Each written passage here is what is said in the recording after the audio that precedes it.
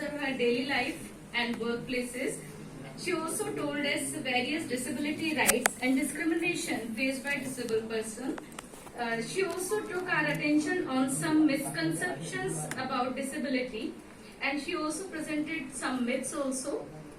She ended her lecture by focusing on major pillars required for employment of disabled person. Disabled person requires equal opportunity.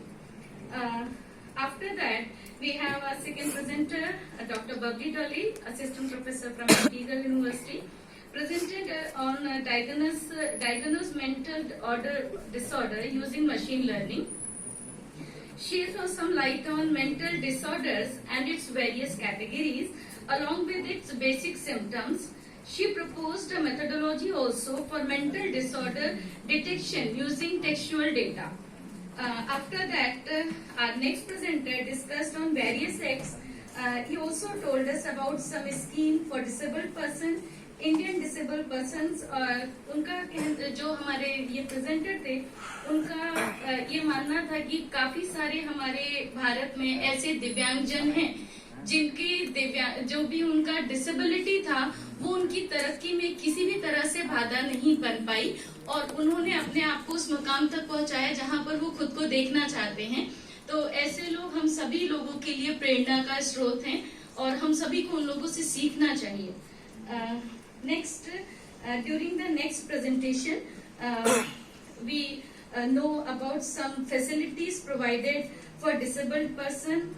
Different जो भी हमारे disabled persons होते हैं, उनके लिए किस तरह के facilities हर एक institution को provide करनी चाहिए. जैसे जो भी हमारे गवर्नमेंट इंस्टीट्यूशन होते हैं या फिर जो प्राइवेट इंस्टीट्यूशन होते हैं, वहाँ पर जो हमारे दिव्यांगजन होते हैं उनको लिटिल बिट सपोर्ट की सिर्फ जरूरत होती है, जिससे कि वो अपने आप को एक अच्छे मुकाम पर पहुंचा सकते हैं. अलॉन्ग विद दिस, जो हमारे डिसेबल्ड पर्सन्स होते हैं उनको कुछ लिटिल बिट ऑफ रिजर्वेशंस भी प्रोवाइड किया जाता है, जिससे उन्हें काफी मदद मिलती है.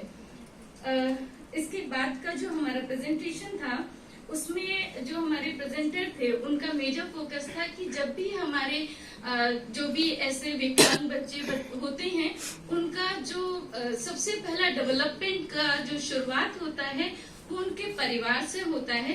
तो सबसे पहले उन बच्चों को उनके परिवार में ही सम्मान मिलना चाहिए, अधिकार मिलना चाहिए, और ये जितने भी बच्चे होते हैं इन सभी के अंदर एक विशेष प्रकार की कोई ना कोई गुण जरूर होते हैं जो सिर्फ और सिर्फ उनके परिवार वाले ही उसको देखकर समझकर उनको सपोर्ट दे करके हम उन्हें आगे बढ़ने का मौका दे सकते हैं. तो परिवार में भी उनको समानता का अधिकार मिलना चाहिए. उनको सिर्फ दया का भाव नहीं चाहिए, आप उन्हें इक्वल अपॉर्चुनिटी दीजिए, उन्हें थोड़ा सा सपोर्ट दीजिए, वो भी बहुत कुछ अच्छा करके दिखा सकते हैं.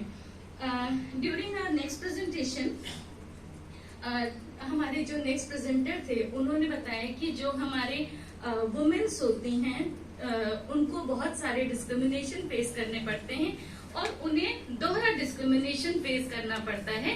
पहला तो कि वो खुद ही डिसेबल्ड पर्सन है, इस वजह से उन्हें डिस्क्रिमिनेशन फेस करना पड़ रहा है. Along with this they are women also. तो वुमेन्स के लिए कितनी तरह की डिसेबिलिटीज होती हैं इसके बारे में उन्होंने बताया. Along with this, disabled person को सपोर्ट करने के लिए जो वेरियस सेक्शंस हैं, वेरियस एक्ट्स हैं जो कि दिव्यांगजनों को लाभान्वित करने के लिए बनाए गए हैं, उनके बारे में उन्होंने बताया. Our next presenter Priyanka Pandey, उन्होंने मल्टी कल्चरलिज्म की बात करी और उसमें उन्होंने डिसेबिलिटी और रिहेबिलिटेशन के डिफरेंट मेजर्स को के बारे में डिस्कस किया. एंड अलॉन्ग विद दिस उन्होंने एक मेथोडोलॉजी भी, एक अप्रोच भी प्रपोज करी है, that is capability approach for rehabilitation.